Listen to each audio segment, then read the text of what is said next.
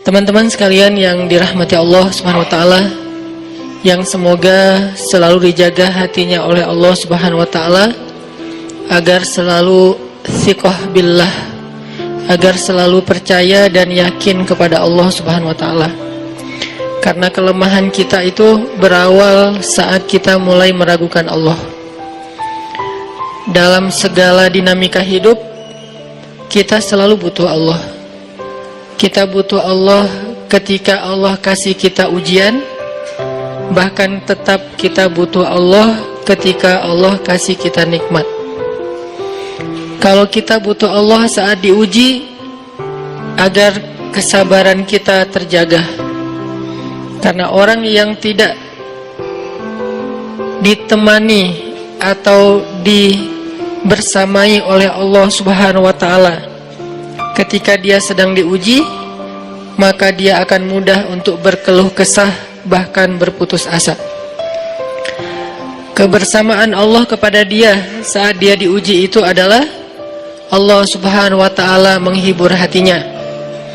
Allah Subhanahu wa taala menenangkan hatinya. Allah Subhanahu wa taala menghidupkan hatinya dengan nikmat iman. Ala bidzikrillahi tatmainnul qulub.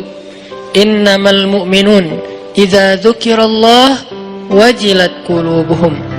Bukankah dengan mengingat Allah hati menjadi tenang? Dan orang yang beriman apabila diingatkan dengan nama Allah, disebut nama Allah, maka hatinya akan bergetar. Ini bentuk Allah membersamai hambanya ketika dia dalam keadaan diuji. Allah menghiburnya dengan kalimat, alam yajidka yatiman fa'awa wa wajadaka dhallan fahada wa wajadaka ailan fa'aghna.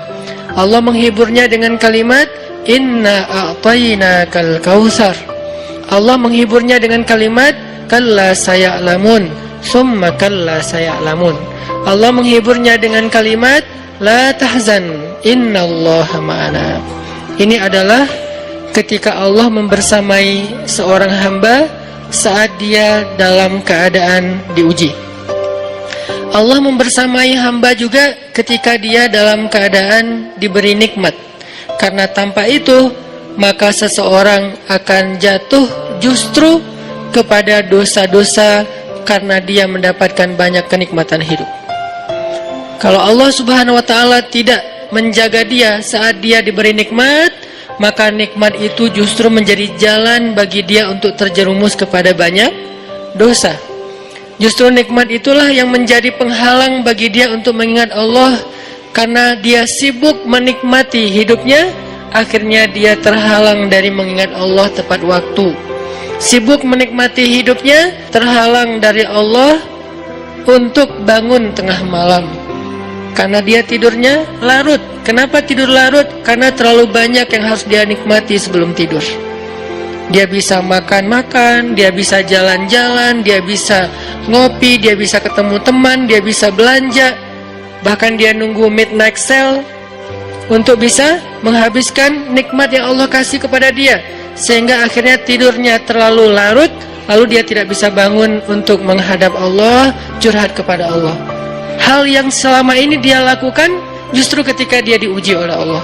Ketika diuji oleh Allah, mudah bagi dia bangkit tengah malam, curhat, sujud panjang, menangis dalam doa.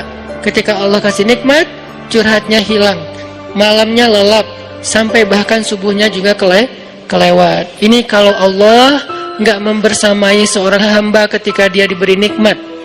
Sehingga orang yang seperti ini, kalau dalam keadaan seperti ini terus-menerus dalam jangka waktu yang lama, nanti dia akan terjebak di dalam istidraj.